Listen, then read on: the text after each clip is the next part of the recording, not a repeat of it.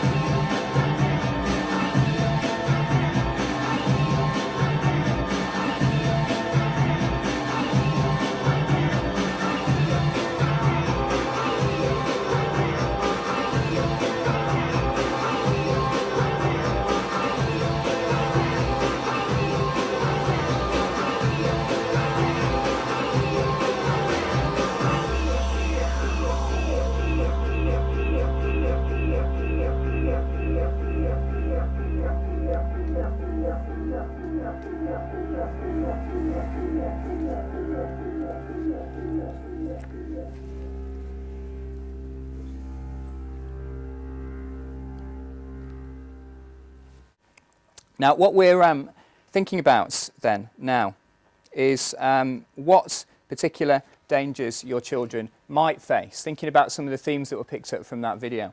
So we've got a few things. Some of these will be familiar, some won't be. Get a bit of feedback from you guys. MySpace. What's MySpace? Anybody like to demonstrate your cultural awareness by telling us what MySpace is? Social networking site, yeah. Yeah, who owns MySpace? Who owns MySpace? Rupert Murdoch, same person who owns the Times newspaper, owns MySpace. Do you give any data to MySpace about yourself when you join up? What data do you have to give to register an account with MySpace? Any ideas? Your name, your address, your email address, your phone number, your date of birth? Is that information valuable to somebody somewhere? Rupert Murdoch paid, I think, £580 million for MySpace, or $580 million, something like that, in 2005. That information is valuable to somebody. Windows Live Messenger. Who uses Windows Messenger? Who uses any chat on the internet?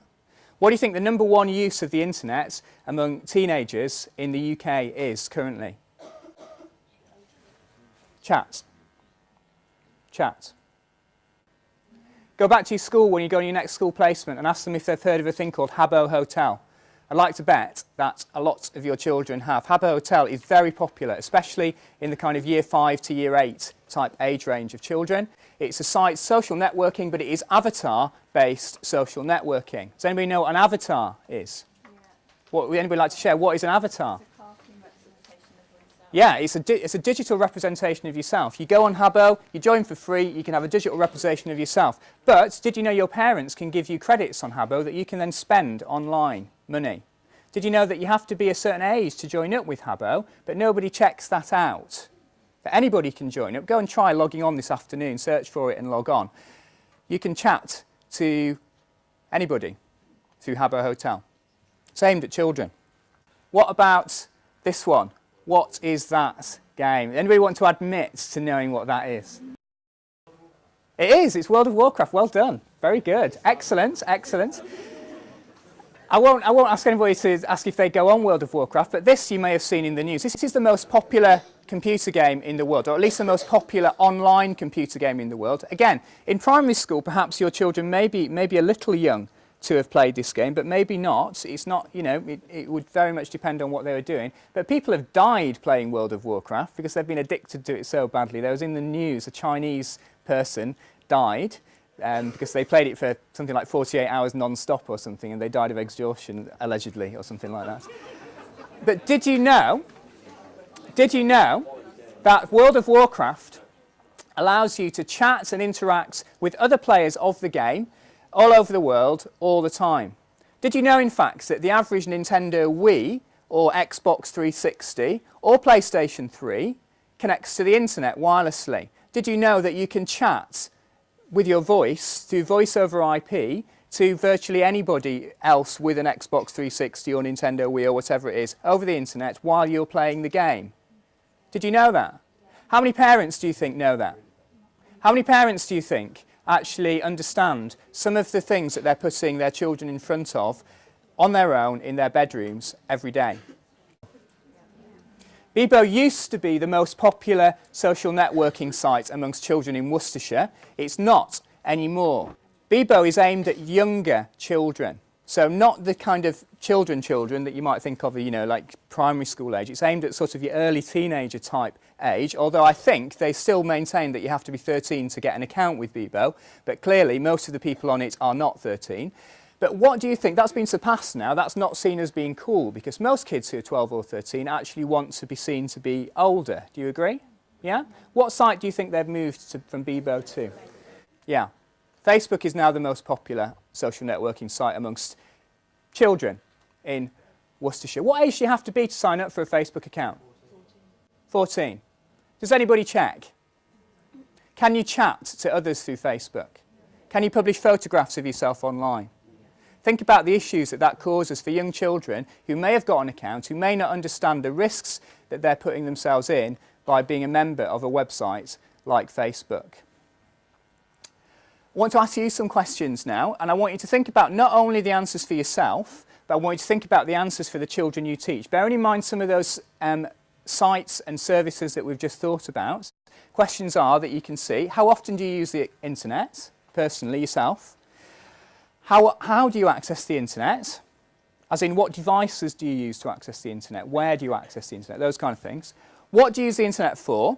And obviously, what do you think the answers will be for the children that you teach? And I want you to particularly concentrate on what are the potential dangers for yourself and for the children you teach. I went to a course at the start of this year, and remember, I get paid for talking about things like this, and I went to a course where somebody pointed out some of the dangers that I was facing on the internet, and I immediately went home and changed some things to do with my online presence. We'll see if the same situation happens to you in a moment.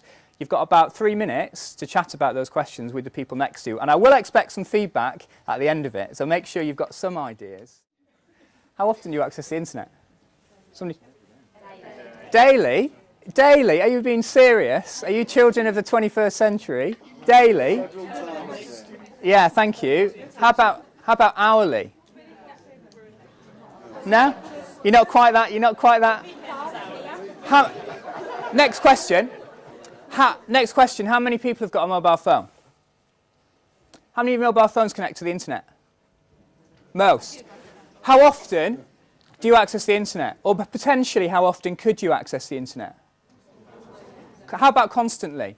I'm online all the time, since my wife let me have an iPhone. I am anyway. But for your children that you are teaching, what do you think about them? How often would they like to be online? Constantly, all the time. How often would they like to be chatting online? How often would they like to be sending text messages, which might, depending on your definition, count as being online or not? It's a lot, right? So that is the world we're moving into. What do you use the internet for? Would anybody like to suggest anything that they use the internet for? Lesson plans.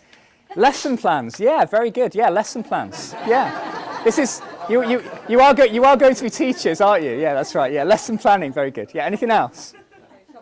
Shopping, very good. If I'd have said to you, those of you that can remember this far back, 5 years ago, that you would be accessing the internet to go to Tesco's to have baked beans, lemonade and chips delivered to your house, would you have believed me even 5 years ago? Maybe. That was about the time that online grocery shopping really took off. Nowadays, you can hardly get down my street for the delivery vans of the different people coming to deliver to the shops. What else do you use the internet for? Facebook, social networking, yeah. Facebook, other social networking sites. Anything else, yeah?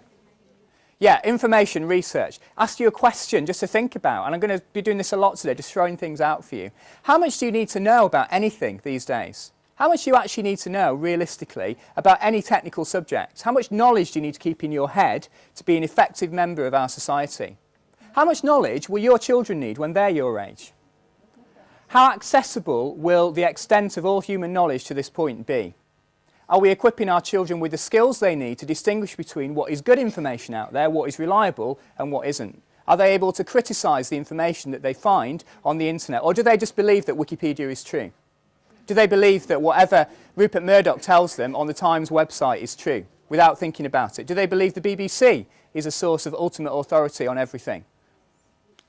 Questions? We've thought about what the answers would be for the children we teach. Now we need to think about dangers. Now we are all in an educational context here, so we are thinking about ourselves and our children. Don't be afraid to say anything. There are dangers with the internet. Can anybody just pick out any of the dangers? And we'll go through a few of them in a second, so don't worry, we're not going to miss anything. What dangers are there? Yeah, thank you. Yeah, go on, explain, yeah. Well, if you're on a chat website, you don't know that it's not, like you might think there's a 13-year-old girl that you're talking to, but it might be a 40-year-old man. Fantastic, absolutely fantastic. How do we know who we're talking to online? What means do we have of verifying what anybody might say to us through a means of electronic communication? What means do you have of verifying that information? Do you have any means of verifying it? No. Do your children understand that? Right, there's an issue there, isn't there? Another danger, please, of using the internet. Bullying, brilliant. Has anybody encountered, just a quick straw poll, an encounter of cyber bullying in their school? A quick straw poll, just out of 4 weeks you've been in school. A few. I've been teaching now for 7 years, 7 or 8 years, give or take, and how many incidents have I had of cyberbullying? I've had probably not lost count, but certainly 5 to 10 serious issues. We're talking about serious issues now, not just minor incidents. Yeah? How are you going to deal with it? What would constitute cyberbullying? Anybody got any ideas? What would constitute cyberbullying? Yeah, Facebook abuse. So people kind of going on other people's profiles and posting horrible things on other people's wall messages. You might think, oh, that's not very good. If you're 10 years old and you don't really understand it anyway, it can be quite hurtful. That might be one thing. Does an issue that happens on Facebook stay on Facebook, or does it spread to other mediums, do you think? It spreads. It spreads to text messaging. It spreads to email. It spreads to MySpace, other social networking sites they're on. It spreads to your classroom, and it spreads to what people are saying to each other and the attitudes people have in your classroom. It spreads to what people do to each other in the playground. It spreads to how people treat each other on the way home from school. And suddenly, it doesn't become a cyberbullying issue, it becomes a bullying issue that you have to deal with as a teacher. Cyberbullying is bullying. There's no difference. If you think of it as something different, you'll be in for a bit of a rude awakening at some point. Any other dangers that you might find on the internet? Yeah? Fraud, very good, brilliant. Yeah, fraud is a massive one. And that comes down to information literacy, which is the posh word for what we were talking about earlier, about how you trust information. Most of us know that we don't respond to people from Nigeria who say that they need to borrow our bank accounts for a few minutes to send some money. But would your children have those skills to realise that that was a fraud? And how do we equip them with the skills they need?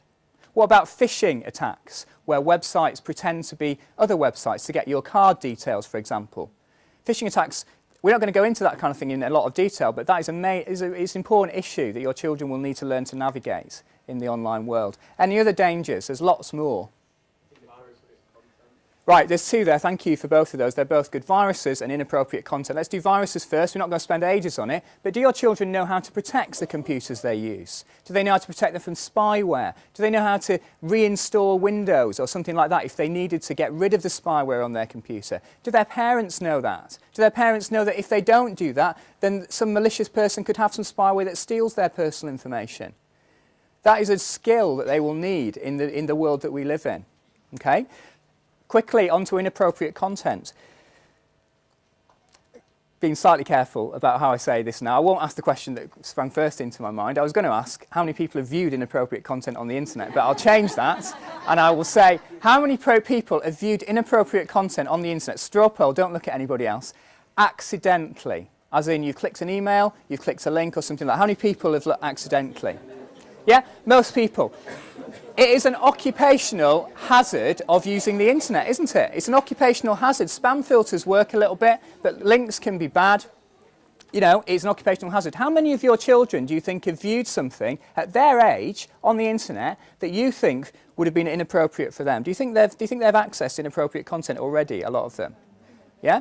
Question is, how do you respond to that? Because there's a few ways that you can go about responding to it. You can say to yourself, for example, okay, we need to protect our children from this. I do parents' evenings where parents say, what are you doing as an authority to protect my children from what they can access on the internet? What am I doing to protect them? Well, what can we do? We can block. In school, we can block websites. We can filter websites. Will we get everything all the time? No. The internet's evolving, it's changing daily. We can't keep up with it, nobody can, but we do our best to filter inappropriate content out. How else can we deal with this problem of children accessing inappropriate content? What do we want? If a child did click on an inappropriate link and they did see something accidentally that was inappropriate, what would we want them to do? Tell somebody. Very good, thank you. We'd want them to tell somebody. We'd want them to maybe switch off their monitor. We'd want them to know who to tell. We'd want them to know what to do. Inappropriate content is an education issue. It is not a filtering issue. It's an education issue. How do children deal with the situations they're put in? How are we teaching them to do that? Any other dangers on the internet? Nobody's gone for the really serious big one yet, but there is an elephant in the room that's waiting to strike. Anybody want to go for it? All right, I'll do it then, seeing as I'm paid to do this sort of thing. What about paedophiles? What about paedophiles making contact with our children? Do you think it happens? Yes, it does happen. And it relates to a few different issues that does, but so you'll have heard of online grooming. You've heard of online grooming? It's a very difficult term to understand, really, but it means basically that people are going online pretending usually to be children, but they're basically deceiving and intimidating and bullying children into doing inappropriate things. So, for example, it might be inappropriate web chat that makes the child feel uncomfortable. It might be inappropriate use of a webcam. How many of your children have webcams? A few of them, do you think? How many laptops come with them built in automatically nowadays? All, basically, yeah? Are they using that webcam in the privacy of their own bedroom without any accountability? Are they? Because if they are, they're in danger, potentially. There are people out there who will use that kind of technology for their own purposes. We've gone on. We'll move on because we'll come back to the internet grooming thing in a minute, and I'll tell you about some more of the things that are done to protect children from that kind of thing. But we do need to move on because of time. But this is a survey that was done in 2006 about children in our area, so West Mercia Police. Most of this information came from Worcestershire because we worked with them to do the surveys in schools. It is of 11 to 16-year-olds, this survey, so it is not quite the age range you're teaching, but obviously 10-year-olds do become 11-year-olds, and 8-year-olds do become 16-year-olds eventually. And this is 3 years out of date. The 2009 data is currently being collated. We did the surveys in schools earlier this year, but the information's not there yet. So this is outdated, but just bear it in mind. 61% of children in the county use the internet for chat, 25% for 2 hours, 43% have access in a private home area. That issue about Bebo has probably changed. Next one is very interesting. 30% of boys and 34% of girls stated they had online friends that they did not know in the real world. Let me ask you another question. Remember, I'm throwing out lots of questions and not providing all the answers to you today. How many friends in the real world do you think your children have at 11 years old? Let's pick 11 because you know they're reasonably aware by 11 of lots of issues. How many friends do you think it's reasonable to assume an 11-year-old child should actually have? Well, exactly, that's a good point. We'll maybe come back to that issue as well. That is an excellent point. But what if I suggested to you that, okay, there's 30 people in their class. They might belong to a football club or a sports club or a music society or something like that. They might know another 30, 40 people from that. They might have a circle of family, extended family, friends. If I said to you 100, 120, would you say that was a reasonable estimate as to how many friends, you know, people they know well at 11 years old, before they move to a high school or a secondary school and have got kind of a wider circle?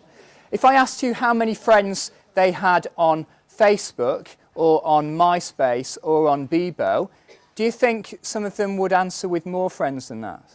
Do you think a child might have 400 friends on Facebook, on Windows Messenger?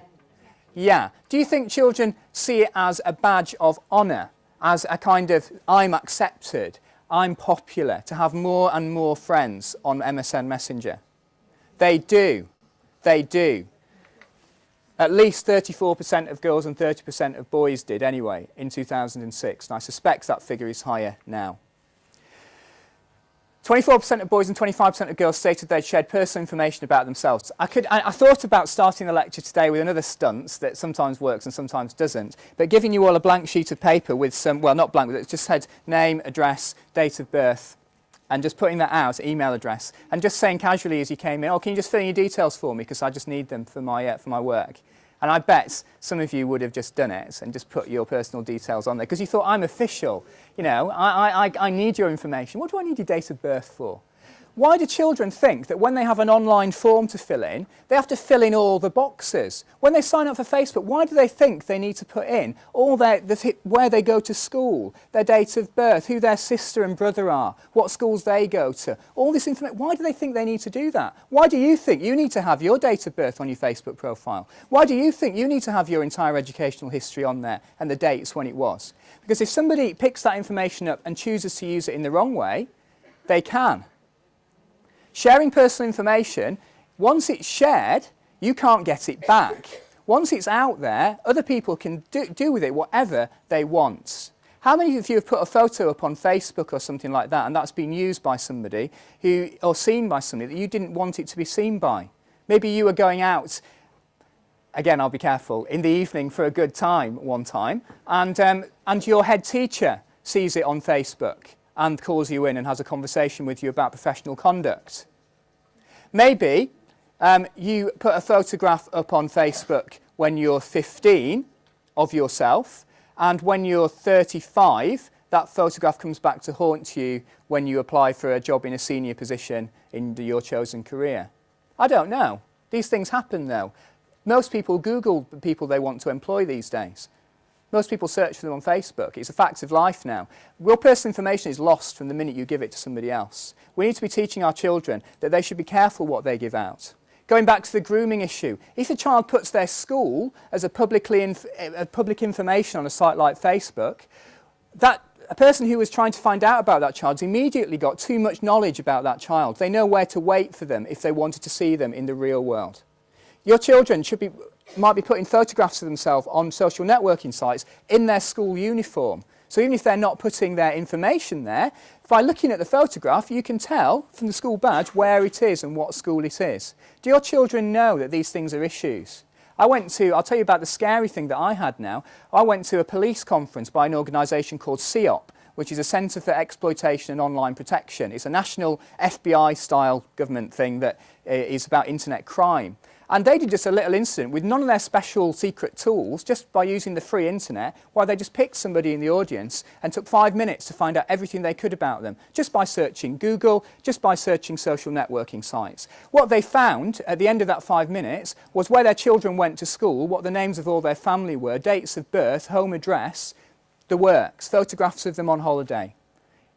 Check your internet profile. Check what information you're giving out, and be prepared to share that information and use it as an educational opportunity with the children that you teach. Be very careful. Now, in terms of issues for school, a few things that I want to bring to your attention, some of which I've put on the just some web resources on your sheet, but not all of them. On Tuesday of this week, which was December the 8th, you can see, did you see the news about the government campaign, Zip It, Block It, Flag It? Are you familiar with that? That was the government has now made it compulsory that in primary school, internet safety, e-safety, will be now compulsory in PSHE lessons in primary schools. It's been compulsory for a while in secondary, and many primaries, as you'll be aware, will be doing some work. You might have come across some things from the Think You Know style stuff. Hector's World, is that familiar to anybody? Yeah, I'll talk to you about that later if it's not. But some schools will be doing it, but from 2011 it is compulsory. The Byron Review. But she's an educational psychologist, but she did a review in 2007 looking at the risks of children from exposure to potentially harmful or inappropriate material on the internet and in video games. Right? Video games are an important thing, again, just to flag up to you, because of the potential that there is now in gaming for social networking and so on. The Byron report was crucial, really. I do recommend that you read it, or at least read the executive summary of it, but you should know that that's been reviewed again in 2010.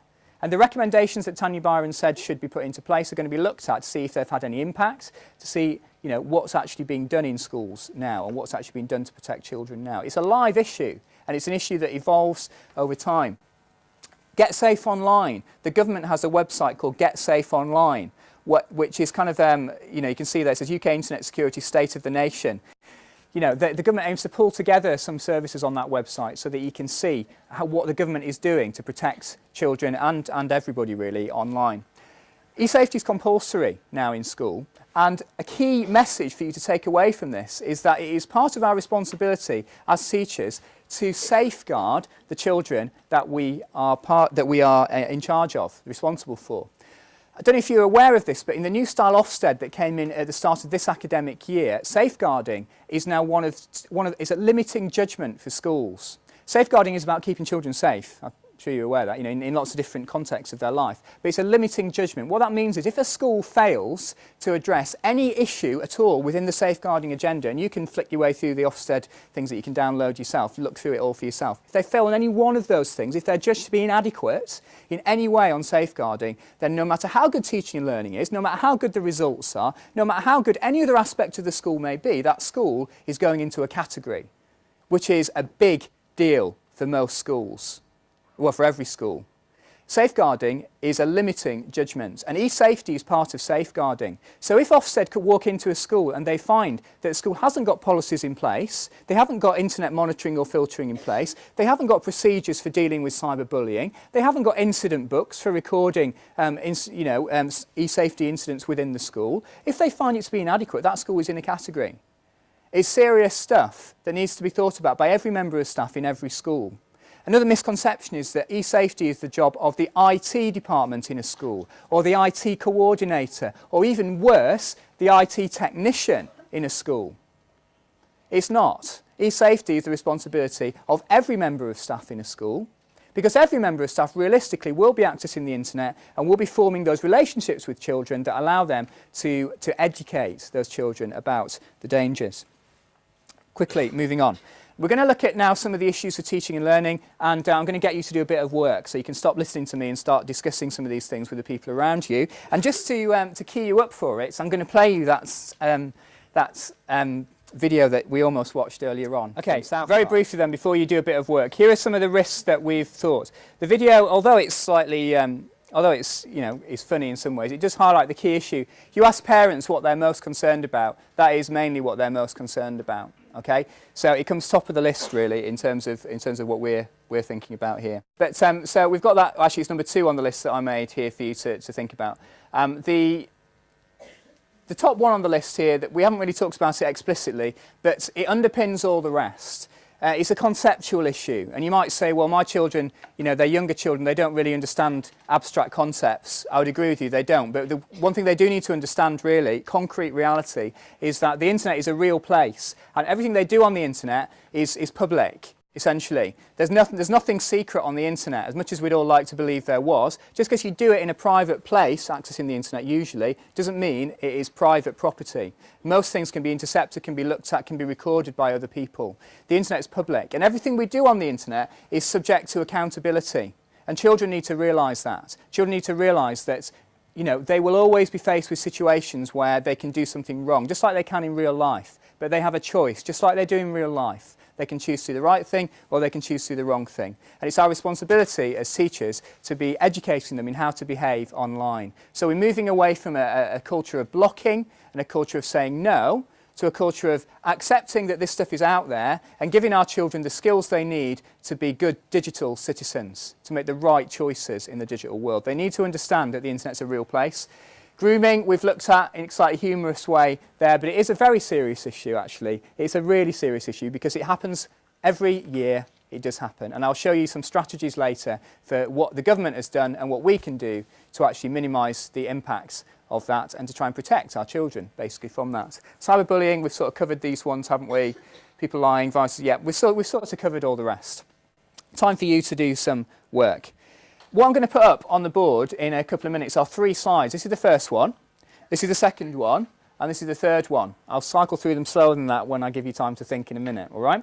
Now, each one has got a lot of words and phrases on there that are to do with the opportunities, the dangers, and the strategies that you have in school for managing the risk of the internet. Okay? What I want you to do is look at your handout sheet that you've got, and maybe in groups of about 3 or 4 is probably as big as it will work effectively, maybe pairs if you're sat next to somebody that you get on with particularly well. Look through and try and pick out from each of those lists what issues on those lists are school issues, as in school admin, school organisation, school policy issues. Which things on those lists are actually learning issues, things that will directly impinge on your planning for learning, that will impinge on the student's progress, those kind of things. And then thirdly, what are personal issues, either for yourself as members of staff in a school, or even personally for yourself, or for students in their personal lives and their personal development. And try and just write down each thing in the right box, if you see what I mean. Except there are no right and wrongs, really. Some things belong in more than one. And if you don't know what any of the phrases means, or you're unsure, then decide amongst yourselves and be ready to discuss it in a while. So each slide's going to be on there for about 2 minutes, so you're going to have to work fast. Don't feel as if you have to do it all. And then we'll get right, so let's just very quickly pick out some of these things. First of all, from the first screen, is there anything that anybody didn't understand from any of those terms that I put on there? Because I deliberately put some things that are a little bit ambiguous, just so that you'd... Anything? Yeah? Learning platforms and VLE. Oh! Yes, that's another, yeah, that's very good. This one, yeah, a VLE stands for Virtual Learning Environment. This is what I spend a lot of my life doing at the moment. This is a government agenda, again, to make an online extension of the school. So every school needs to have an online equivalent of itself, where students can store information and access it from home, and where parents can perhaps access information about the school. It's basically a website that you can log into, and it might have some social networking functions and so on. Some people call them learning platforms. That's the kind of modern name. VLEs is kind of like a slightly old-fashioned name, but most schools have got one or are getting one. On the last slide there was an acronym, AUP, was it? AUP, yeah, very good. Accessible Use Policy. That's a document that everybody who accesses the internet in any school or university, probably, should have to sign. So, for example, when I sign onto my corporate network at work for the county council, I have to, every time it comes up on the screen, whenever I access a website, and I have to click agree. And that document changes over time. It's not always the same, because it evolves to take account of new things. So, for example, it used to say, I will not access Facebook or any social networking site. But now it says, I will not access Facebook or any social networking site during working hours, only on non-work time. So they've realised that actually blocking Facebook might not be the best thing. Maybe it'd be better to give a bit of freedom, see how that works. And so an AUP in school, you should have signed one if you accessed the internet when you were in school. If you didn't, it's a big question mark there. But it should be an evolving document that takes into account of the emerging technologies. So for example, AUPs need to take into account mobile communications. Students bringing in devices not controlled by the school, but where the school would like to actually give a definition of what is acceptable use of that technology within the school. So mobile phones is an excellent example of that. But also gaming devices would be an example of that, personal gaming devices. Any of the dangers that anybody didn't understand? Right, can I highlight a couple then that we've not talked about too much? There's this thing called sexting. Does anybody know what sexting is? Right, sexting then, to tell you what you already know but are not willing to say, is where you send inappropriate images or text, usually images of yourself, to other people, usually of the opposite sex, usually a boyfriend-girlfriend thing. Usually a bit older children than what you'll be dealing with, but lots of your children will have mobile phones with cameras in them, whether they're supposed to or not. It's worth knowing about. The problem with sexting is this. If a child makes an indecent image of themselves or another child who's under 16, they're actually guilty of a child pornography offence in law because they've made and they're distributing an illegal image. They can be put on the sex offenders register. In America, certainly, it's happened a few times. I don't know if it's happened here to the same degree, but it's a serious thing. If they've sent an image to somebody else in any electronic form, they've lost control of that image also. They may think they're sending it to a trusted other, a boyfriend or a girlfriend, but they're actually giving it away, because that boyfriend or girlfriend, when they break up or when, to get back at them or for any particular reason, they could pass that on to hundreds of other friends. Those other friends could Photoshop that image and paste it up around the school on posters, as has happened in a school that I worked at, or they could put it on Facebook, or they could put it on other websites. And that child then has got to live with the facts that when they again apply for a job when they're 35 and somebody Googles their name, that photograph could still be on the internet. They've lost control of it. They need to know, children. It's an education issue. They need to be aware of these things. They need to be taught. They need to be given opportunity to explore these issues and to take risks, but in a managed environment where you can hold them accountable, or where schools can hold them accountable, where their parents can hold them accountable and can actually instruct them in these things. So that's an important one, actually. Professional misconduct, I'll just bring it up, seeing as you are training to be teachers. Think about your use of social networking. Think about what information about you is online. Think about what would happen if a pupil searched for you online. Think about what they would get. Think about it when you go out at night. Think about it when you go on holiday. In fact, people have been up before the General Teaching Council for things that have appeared on Facebook. Copyright infringement, just to mention it in passing, I hope I've demonstrated that with that South Park clip. That's, you shouldn't really be infringing anybody's copyright when you use anything on the internet, and kids shouldn't either. All right. So anything else that anybody wants to bring up that we haven't really talked about? What do you mean by digital divide? Oh, yeah, that's a big, brilliant. Well done. Digital divide. Did you know that there is a digital divide in this country? It's a have and have-nots thing. So it's those who have access to the internet and those who don't. And obviously, the richer you are, the more likely it is you'll have access to the internet, and the poorer you are that you won't. And so a danger is that only the rich people, or those more privileged in society, get access to the online world. And the government's working hard to minimise that at the moment through a thing called the Home Access Programme that you'll see in schools. The first phase of it has happened in Worcestershire, where looked after after children have been given a laptop. They've been given a laptop that connects to the county broadband system so they can access the internet at home or wherever they are actually, because it accesses the internet through a 3G mobile connection. So wherever they go, they can have it. And the government will be issuing grants to parents in the coming year, not just looked after children, it'll be means-tested grants, and parents will get a voucher they can take to PC World to buy a PC with an internet connection to make sure that every school-age child has access to the internet. And so it's kind of bridging the digital divide. There's always a danger when you talk about anything like this, especially you'll find it when you talk to older, more experienced members of staff in your school, that whenever you talk about this kind of thing, they will say, oh, wait, it doesn't apply to all our children. Yeah, because there's always some who don't have it. Well, they will all have it. Okay, we'll move on very quickly then. I want to tell you that there's no right and wrong answers to what you've just done, to that exercise. The important thing is that you're thinking about some of these issues and that you're thinking about what you might want to incorporate in your planning and when you deal with your children. And you're thinking about what issues you might want to take forward to your personal life. And you're also thinking about what are school issues. And you might be evaluating your school placement. You might be thinking, well, I never signed an AUP. I never even heard anybody talk about internet safety. And I was in ICT lessons for the last 4 weeks. I don't know what you're thinking. But you might be evaluating that placement and thinking about what will happen on your next placement and wondering about how you're going to investigate some of these things and find out what that school is doing to address some of these issues and asking people about it. Might be an important thing for you to do as part of your development, especially if you're planning or thinking about doing the ICT coordinator type job in a primary school in the future. Next one then, we're going to equip you with some resources very briefly, and I promise I will only be very brief, but you'll like this video, so I'll show it you. This is a video that was produced by CEOP about for parents really, about internet safety. Schmidt, Peters, Jansen, Hermans. Is your son home? Yes, he's up in his room. Come in. Hi, is Klausy here? Yeah, upstairs. Well then, we'll go up and try out some kinky stuff. Yeah, okay. Good location.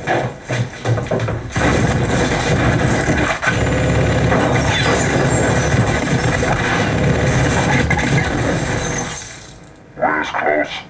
There. Good afternoon. Hello. Is this little Anna? You've got a nice bunny. Come on, I'll show you a real bunny. In real life, you would protect your children. So why not protect them on the internet?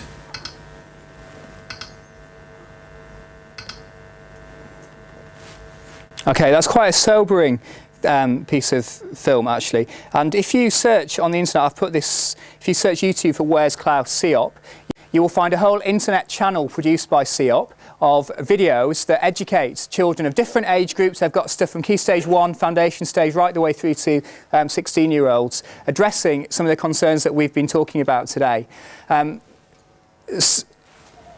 one's aimed at parents, right? Not really at children, but children do quite like it because it does kind of raise the issues in quite a hard-hitting way, really. But some of the other videos they produce are quite poignant, and they're actually based on true stories. And when you watch some of them, you'll be interested, honestly. But I'll leave you to do that for your homework. I want you to think about what you would do if, in a few different scenarios that I've put up here. Some of these I've taken from my own experience at school. Some of them I've just made up. I won't tell you which ones are which. But these are just things for you to take away, mull over, discuss over coffee, and just really think about, because some of these issues you will face in your teaching career.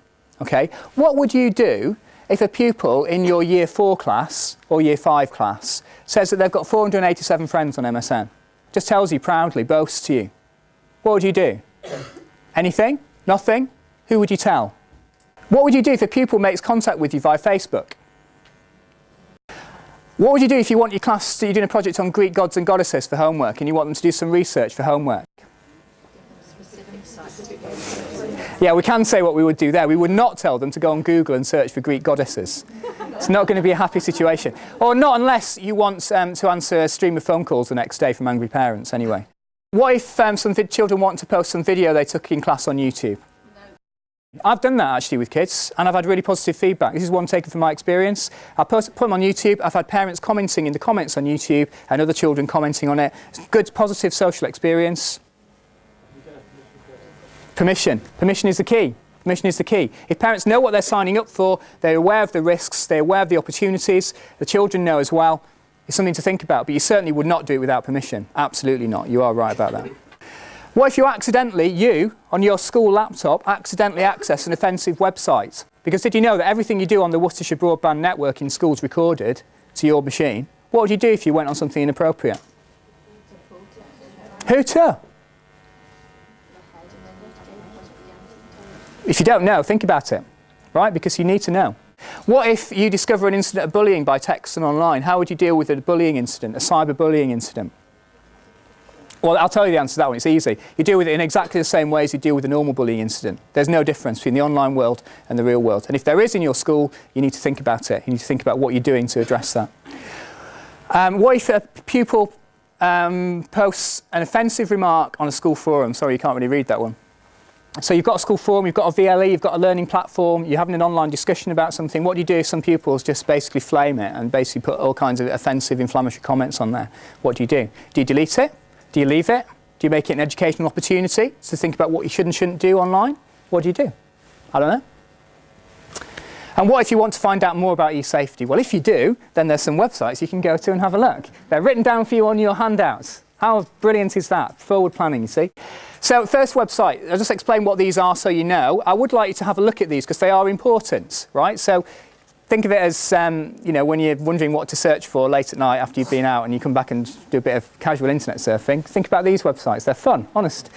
Spectre is the least fun of them, but it's still quite fun, right? Because Spectre is the government quango for technology in schools. It's where you'll find out all sorts of information about technology in schools. Have you come across Spectre before? Yeah, so there's some really good videos on there actually showing good practice in schools and all the kind of policies about e-safety. There's good stuff on there. It's a really good resource. You should have a look at that one. Childnet.org, childnetints.org, that's got some really particularly good stuff on cyberbullying on that website. Do have a look at it. If you've got an Orange mobile phone, I haven't put this on there actually, but Orange, just thinking about cyberbullying, they produce some excellent educational materials on texting bullying and mobile bullying and cyberbullying. Really, really good stuff. I really recommend that you have a look at that. Stuff you could use with children to address. So if you get an incident of cyberbullying, you could sit them in front of a video, watch it together, and have a discussion about the effects that their behaviour might be having on other people, this kind of thing. Really, really good stuff. But ChildNet has some good stuff as well. WMNet e-safety page. WMNet is the local consortium of local authorities. So Worcestershire, Shropshire, Birmingham, the kind of West Midlands area, there's a consortium of local authorities. On there you will find, for example, some AUPs that are good, up-to-date AUPs that schools can take and modify for themselves. You'll find documentation, you'll find links to other good educational resources at different levels. Good website. CEOP Think You Know. Now CEOP's the police organisation. They've got a website that you can go to if you were to type in CEOP and search, but Think You Know is their educational website. It is brilliant.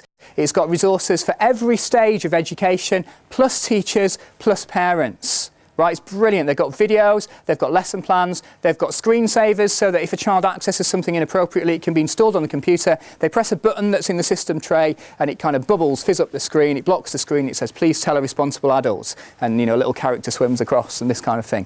Brilliant, brilliant, brilliant. Really recommend Think You Know. And what you can do is register on their sites. And if you register, you'll get access to the teaching materials. But if you don't register, you'll only get access to kind of some of the stuff. So you'll be able to register as PGCE students, I think.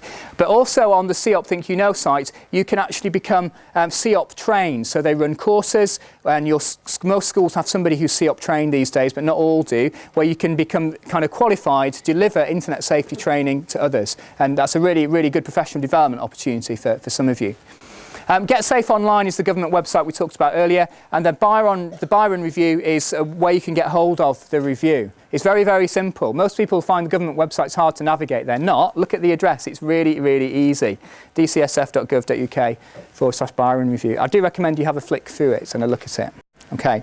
Just before we finish, is there anybody who's got any questions about anything that we've kind of covered? I know we've been really fast and I've given you more questions than answers.